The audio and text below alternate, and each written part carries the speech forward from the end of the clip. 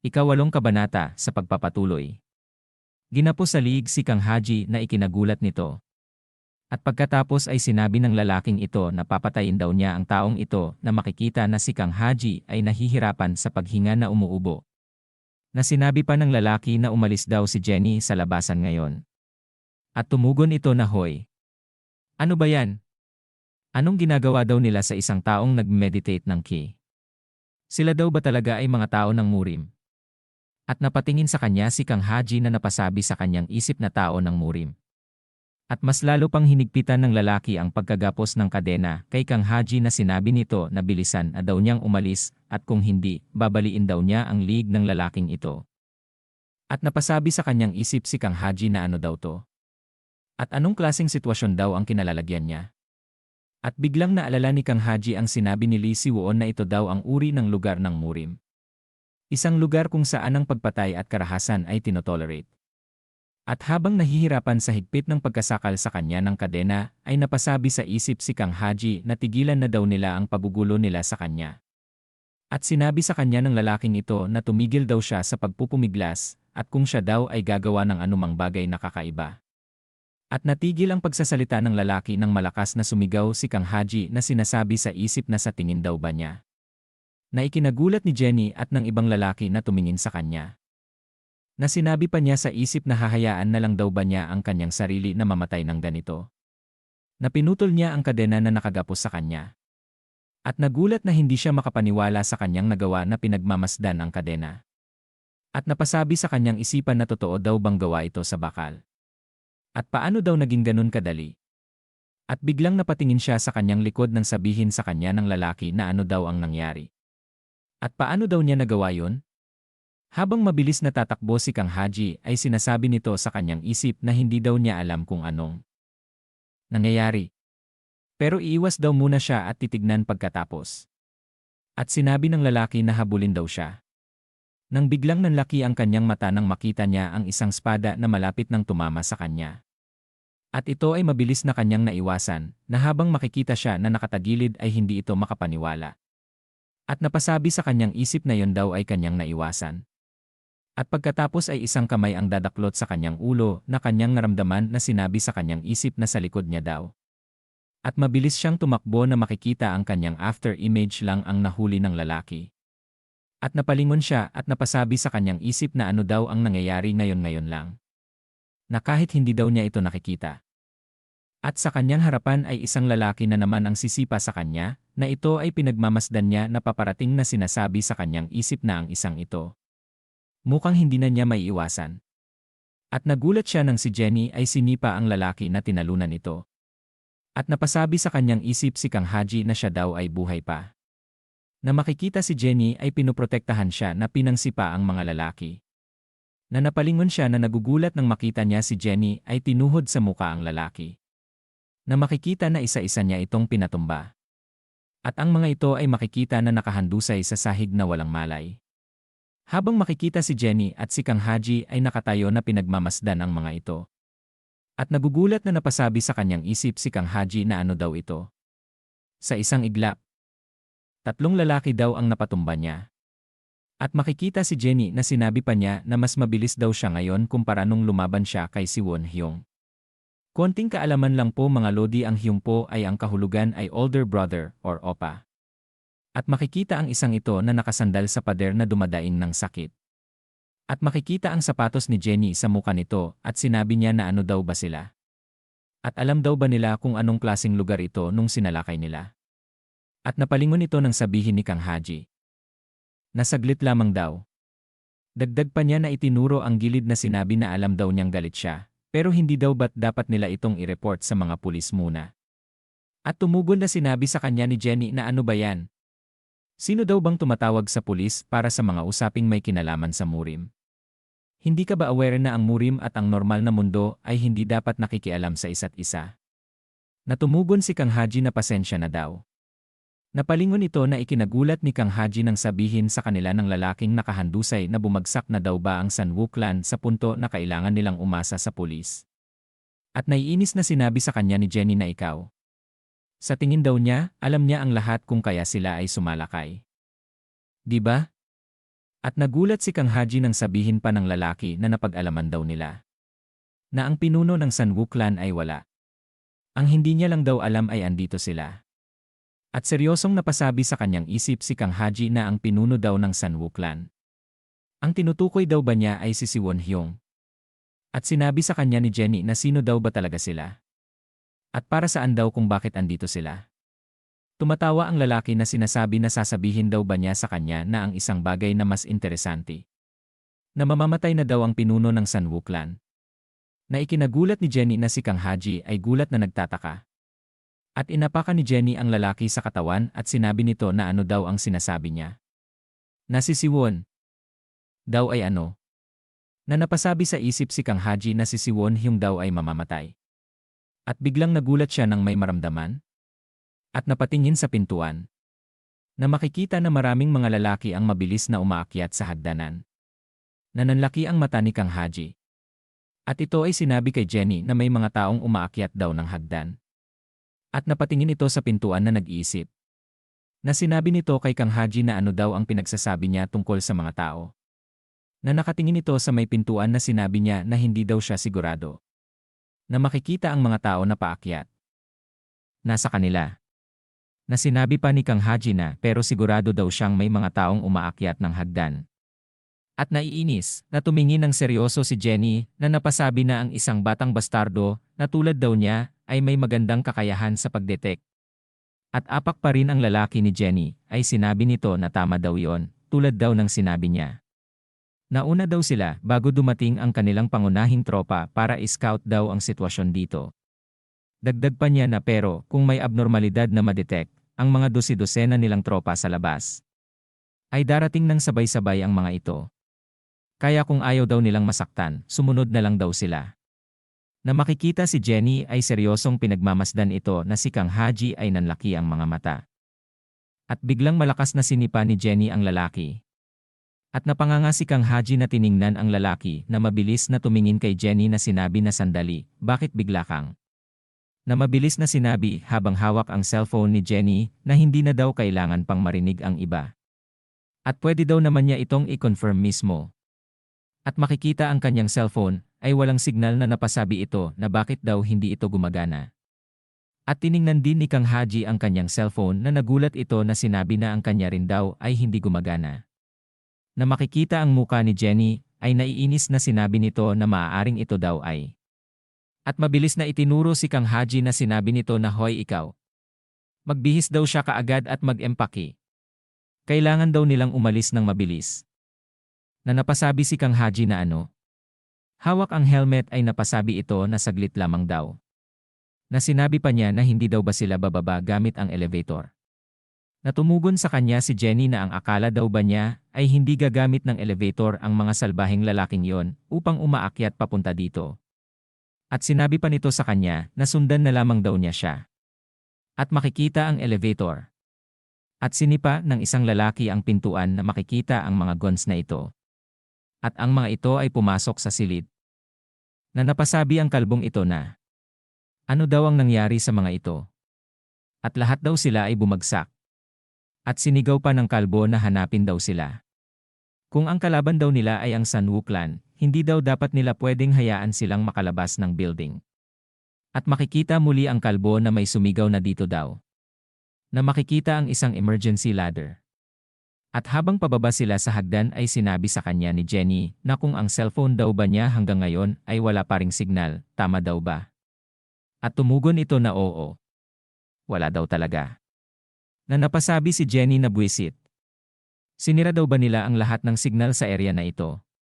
Hawak ang helmet ay sinabi niya kay Jenny na excuse me. Pero anong klaseng sitwasyon daw ba ang meron sila? At sino daw ba talaga yung mga taong iyon? At makikita ang building kung nasaan sila na sinabi sa kanya ni Jenny na sa tingin daw ba niya alam niya. Naghihintay lang daw siya dito dahil sinabihan daw siyang ihatid ka pa uwi paggising mo. Dagdag pa niya na pero yung mga bastardo kanina ay pumasok daw ng walang pahintulot kaya't pinatahimik daw niya sila. At sinabi pa ni Kang Haji na nasaan daw si Siwon Hyung. At saan daw siya nagpunta. At ano ang ibig daw niyang sabihin nung sinabi niyang mamamatay si Hyung Siwon. Natumugon sa kanya si Jenny na hindi niya rin daw alam ang tungkol doon. At sa ngayon daw, kailangan nilang pumunta sa isang lugar na may signal ang phone para makontak sila at malaman ito. At hinarap sa kanya ni Jenny ang kanyang cellphone at sinabi kay Kang Haji na just in case may mangyari, itago daw niya ang number na ito. At napasabi si Kang Haji na ano ang number na ito. Na sinabi pa sa kanya ni Jenny na ito daw ang number ng isang kasamahan ng Sanwoo Clan. At kung makakakuha daw siya ng signal bago siya, tawagan niya daw ang number na ito. At tumugon si Kang Haji na okay. At nagulat si Kang Haji nang may mapagtanto siya na napasabi na ano. Na ikinalaki ng mata ni Jenny na nagtataka. At napasabi sa isip si Kang Haji na sandali. Posible daw ba? Na hindi daw naman ito isang senyalis ng kamatayan na katulad ng napanood daw niya sa mga pelikula. At sinabi sa kanya ni Jenny na ano daw ang ginagawa niya. Nasave na daw ba niya ang numero? At tumugon na nagulat si Kang Haji na sinabi na ha. Oo. Na sinabi pa sa isip ni Kang Haji na sige. Wala daw itong paniguraduhan na ito ay mangyayari. At sinabi sa kanya ni Jenny na kung ganun, mauuna na daw siyang bumaba upang ihanda ang motor, kaya sumunod daw siya ng mabilis hanggat kaya niya. Ito daw ay nasa pangalawang palapag ng underground parking lot habang sinasabi ni Kang Haji na sandali, hindi daw ba pwede silang magkasama na lang. Na mabilis na nawala si Jenny na sinabi pa niya na hindi na daw kailangan. Na makikita si Jenny ay tumatalon sa bawat kanto ng hagdanan na ikinagulat ni Kang Haji na napapanganga na lang. At makikita ang hagdan na napasabi pa sa isip si Kang Haji na siya daw ay ang bilis na nawala. At makikita ang muka niya na gulat na napasabi na wow. Fact! Nagulat daw talaga siya. Ganito daw ba talaga ang kaya ng lahat ng Murimin? At makikita ito na pababa na ng hagdan. Na pinagpapawisan na sinasabi na kaya nga, parang may naramdaman daw siyang kakaiba pagkatapos niyang magising. At parang naputol daw niya ang mga kadena, at parang mayroon daw siyang bagong kakaibang kapangyarihan. At naghanda na bumaba sa hagdanan at sinabi niya sa sarili na pwede daw bang gayahin ang ginawa niya. At biglang tumahimik. At naghandang bumaba. Nang sumigaw sa kanya si Jenny, na ikinagulat nito na sinabi sa kanya na ano daw ba ang ginagawa niya. Siya daw ay magmadali nang bumaba sa kanya. At mabilis na tumatakbong pababa si Kang Haji na sinasabi na pababa na daw siya. Na sinabi pa niya sa isip na baliw na yata siya. Ano daw ba ang iniisip niya? At makikita itong pawisan na malalim ang paghinga. At nakahawak sa pinto na sinasabi sa isip na pagod daw siya dahil tumakbo daw siya pababa ng hagdan. At binuksan ang pinto at nagulat siya. Na sinasabi na pasensya na at nahuli siya. Na nanlaki ang mata niya nang makita ang isang tao na malakas na bumagsak sa sahig. Na makikita si Jenny ay nakikipaglaban sa maraming bastardong lalaki. At natatakot si Kang Haji na nakasilip sa pinto na sinasabi sa kanyang isip na ano daw ang nangyayari dito. Siya daw ba ay mahuhuli o hindi? At nanlaki ang kanyang mata nang makita niya si Jenny na mabilis na pinapatumba ang maraming bastardong lalaki na sinasabi pa niya sa isip na hindi daw ba niya tinatalo niya silang lahat ng mag-isa. Na makikita ang isang bastardong lalaki na napaatras na nasapol sa muka na tumilapon sa karamihan ng bastardong lalaki. At tumigil sa pag-atake ang mga ito kay Jenny na makikita itong nakatayo lang. At sinabi nito sa kanila na bakit daw sila ay huminto na ngayon? Gusto daw ba nilang makakita ng isang patay na tao mula rito? At nanlaki ang mata ni Jenny nang may nagsalita na nung binanggit daw niya ang pagkamatay ng isang bastardo. Na makikita ang isang malaking itak sa kanyang liig na pinagmamasdan ni Jenny na gulat. Na sinabi pa ng malaking taong ito na may malaking mata na may kadena sa ilong na sino daw ang tinutukoy niya. Na makikita na hindi makagalaw si Jenny dahil sa malaking itak na hawak ng malaking tao. Na halos mapasigaw sa takot si Kang Haji na pinagpapawisan na sinasabi niya sa kanyang isip na totoo daw ba talagang ito ay isang senyales ng kamatayan. At dito na po nagtatapos ang 7 kabanata.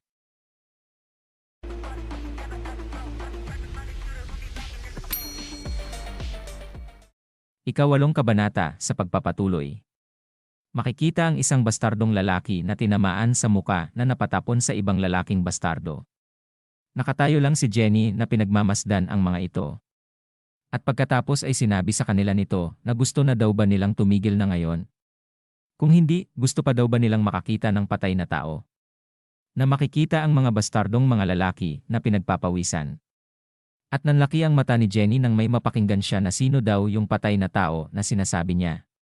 At pagkatapos ay nakita niya ang malaking itak sa kanyang liig na ikinagulat niya na pinagmamasdan niya ito.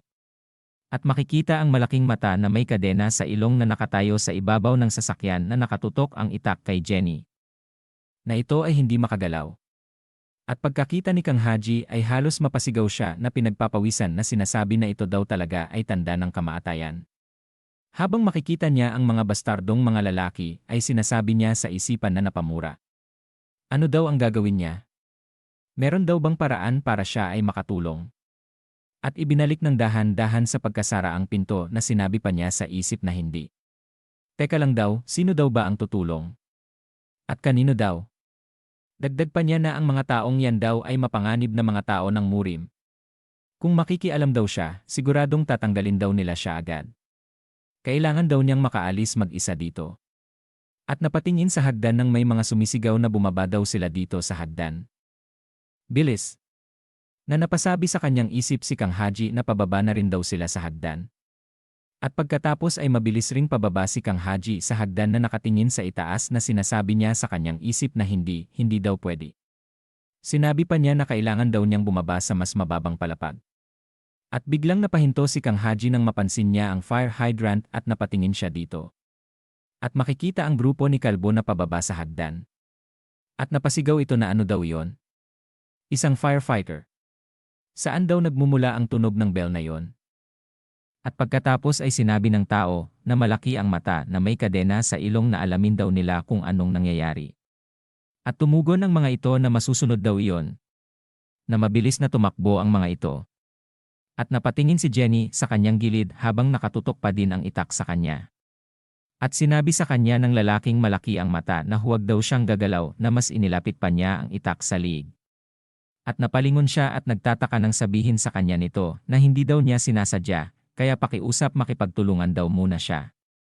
Habang papaalis ang mga ito ay makikita si Kang Haji na nagtatago sa pagitan ng dalawang kotse. At sinabi niya sa kanyang isip na putik. Nababaliw na yata siya. Ano daw ba itong ginagawa niya? Kung mamatay daw siya dito, siya lang ang talo, pero bakit hindi na lang daw siya tumakas? At naiisip niya ang pakikipaglaban ni Jenny na sinabi pa niya sa isip na gayon paman, kamangha-mangha daw talaga ang nakita niyang pakikipaglaban ni Jenny kanina. Makikita ang lalaki na nakapatong sa sasakyan na nakatutok pa din ang itak na sinabi pa ni Kang Haji na kaya, kung makukuha niya lang daw ang atensyon ng taong may hawak na itak kahit sandali lang. Na makikita na ihahagis na niya ng malakas ang kanyang dalang helmet. Nang biglang lumingon ito na napasabi ng Nang makita niya si Kang Haji. Habang nakatingin ito sa kanya ay sinabi nito na hoy, sino ka? Na pinagpawisan nito na nanlaki ang mata. Habang naninigas ang katawan ni Kang Haji ay sinigaw ng mga lalaki sa kanya na itinuro na sinabi na kailan pa daw nandito yung tao na yon. Na sinabi pa ng mga ito na sino daw siya. Na napasabi sa kanyang isip si Kang Haji na patay na daw siya ngayon. At pinagpatuloy pa din niya ang paghagis ng malakas sa helmet kahit na natatakot. Na sinigaw niya na Jenny, tumakbo daw siya. Na lumingon sa kanya ang malaking mata na sinabi nito na sino daw ba ang tatamaan ng. At hindi natapos ang kanyang pagsasalita ng malakas na tamaan siya ng helmet sa muka. Na ikinagulat ng mga kasamahan. Nito. Makikita ang muka ni Kang Haji na hindi makapaniwala. Nang makita niya ang lalaking malaki ang mata ay napatilapon. Na napanganga si Kang Haji sa kanyang nakikita. Na napatusik ng malayo ang lalaki sa kabilang sasakyan gawa ng kanyang ibinatong helmet. At ang lalaking malaki ang mata ay napaupo sa isang kotse. Na makikita ang muka nito na sinasabi na iyong buwisit na batang iyon. Yun daw ay isang K.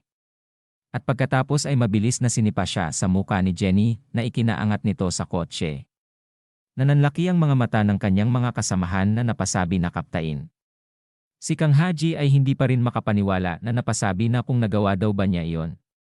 Sinabi pa niya habang makikita na naputol niya ang kadena kanina na nakatingin sa kanyang kamay na ito daw ay parehas sa nangyari kanina. Dagdag pa niya na nagkaroon daw siya ng hindi kapanipaniwalang lakas. At mabilis na napalingon si Kang Haji. Tinatawag pala siya ni Jenny na nakasakay sa motor na sinasabi sa kanya na ano daw ang ginagawa niya. Sumakay na daw siya. Natumugon ito na CJ. Habang nakasakay na si Kang Haji sa likod ng motor ay pinag-iisipan niya kung saan siya hahawak. Nasinigaw sa kanya ni Jenny na ano daw ba ang ginagawa niya. Kumapit na daw siya sa kanyang baywang. Na namumulang yumakap si Kang Haji sa baywang nito. At pagkatapos ay mabilis na pinatakbo ni Jenny ang motor. At itinuro sila ng isang lalaki na sinigaw na sinabi nito na harangan daw nila ang mga ito. Na iniwasan sila nito dahil sila ay masasagasaan. At mabilis silang nakalabas sa gusali na halos lumipad na ang motor. Na makikita sila na patuloy na mabilis na pinapatakbo ang motor sa highway. Na nakayakap ng mahigpit si Kang Haji na sinasabi nito na mag-ingat daw siya sa pagmamaneho. Pakiusap. At tumugon na sinabi sa kanya ni Jenny na hindi daw ito ang tamang panahon para dyan. At sinabi pa niya habang mabilis silang tumatakbo na ang tao daw kanina ay ang Northern Black Star na si Mamong. Natumugon si Kang Haji na sinabi nito. Na ano? Sino daw yon? At tumugon sa kanya na sinabi ni Jenny na siya daw ang tauhan ng taong dapat sanang makilala ni Siwon ngayon. Na napasabi na naman si Kang Haji na ano? Dagdag pa niya na kung ganun totoo daw ba ang sinabi na mamamatay si Siwon Hyung. At sumagot sa kanya si Jenny na ito daw ang dahilan kung bakit sila nagmamadali. At sinabi ni Kang Haji na okay sige bilisan pa daw niya. At nagulat siya nang biglang inihinto ni Jenny ang motor. Habang nakatigil sila ay sinabi niya na bakit daw bigla. At sinabi sa kanya ni Jenny na kalimutan na daw niya iyon sa puntong ito, hindi na daw nila sila matutunton. At kinuha ang cellphone niya at sinabi na saglit lamang daw. At tatawagan daw niya si Siwon at tatanungin kung nasaan siya ngayon. At nagring ang cellphone ni Lee Siwon at ito ay kukunin na niya. At makikita siya nang biglang may nagsalita na excuse me, ngunit siya daw ba ang head ng Sunwoo. Na makikita ang isang lalaki na nakasalamin na sinabi pa nito sa kanya habang hawak ang cellphone na. Gagabayan niya daw siya papunta sa lokasyon ng elder. Pakiusap, sumunod daw siya sa kanila, at hinihingi ang cellphone niya na sinasabi na bago daw yan, maaari daw ba nilang hawakan ang cellphone niya sandali. Na habang nakatingin si Lee Siwon sa kanya, ay patuloy ang pagbababrate ng cellphone niya. Habang hinihintay ni Jenny na sagutin ni Lee Siwon ay sinabi ni Kang Haji na hindi daw ba siya sumasagot. Hindi daw ba ito pangkaraniwan? Tanungin daw nila ang Sunwoo clan kung nasaan siya. At tiningnan ni Jenny ang kanyang cellphone na naiinis na sinabi na hindi daw niya alam kung nasaan sila. Na napasabi si Kang Haji na ano? At naglalakad sila papunta sa motor na sinasabi ni Jenny na ito daw ay sikreto ng Sunwoo clan at si Siwon ang nagdesisyon daw niyan. At napasabi si Kang Haji na ano? Hindi daw ba't ibig sabihin niyan ay nasa tunay na panganib si Siwon Hyung? At sinabi sa kanya ni Jenny na hindi na daw niya kailangan mag-alala tungkol doon. At kumuha na lang daw siya ng taxi at umuwi na. Na napasabi si Kang Haji ng ano? Na sinabi pa niya na ayaw daw niya, pero bakit daw? At gusto pa daw niyang tumulong. Papalapit na sa kanyang motor na sinabi sa kanya ni Jenny na ito daw ay tungkol sa Murim. At sinabi daw sa kanya ni Siwon na huwag daw siyang idamay kahit ano paman ang mangyari. Na napasabi si Kang Haji na sinabi daw ba talaga iyon ni Siwon Hyung. At nakasakay na ito sa motor na lumingon ito na sinabi sa kanya na gayon paman salamat daw sa kanina. Dagdag pa niya na lumabas daw siya para iligtas siya sa parking lot. At mas magaling pa daw siya kaysa sa karamihan ng mga tao sa Murim. Na nakatingin lang sa kanya si Kang Haji. Sinabi pa niya habang naghahandang umalis na wala na daw silang magagawa sa nangyari ngayon. Pero huwag na daw niyang isipin na sumali sa Murim. Na sinabi sa kanya ni Kang Haji na teka. Gusto ko pa rin. Na mabilis na siyang iniwan ni Jenny. Na sinabi pa niya na pero sa tingin daw niya hindi ito tama. At napahawak sa ulo na sinabi pa niya. Na pero hindi daw niya alam kung paano siya makakatulong. At nagulat siya nang mapatingin siya sa gilid at nakita ang mga nakalaban kanina na nakamotor. At siya ay dinaanan ng mga ito. Nang biglang mapansin siya ng lalaking hinagisan niya ng helmet na tumingin sa kanya. At habang papalayo ay pinagmamasdan niya ang mga ito. At nagulat siya na napasabi ng ha? Ano daw ito? Bakit daw sila ay bumabalik? At natakot ito nang mapagtanto niya na sinabi na hindi daw ito maari. Nakita daw ba siya nila? At mabilis na tumakbo si Kang Haji na sinasabi na shit. Yari daw siya. At tumigil ang motor, at bumaba si Northern Black Star na si Mamung at naglakad sa eskinita. Na sinabi sa kanya ng kasama na captain, may gagawin daw ba sila dito? At tumugon ito na maghintay daw sila dito. At hinawakan niya ang kanyang pisngi na sinabi nito na hindi daw siya sigurado pero parang nakita daw niya yung tao kanina. Na makikita si Kang Haji sa likod ng basurahan. At dito na po nagtatapos ang ika-8 kabanata.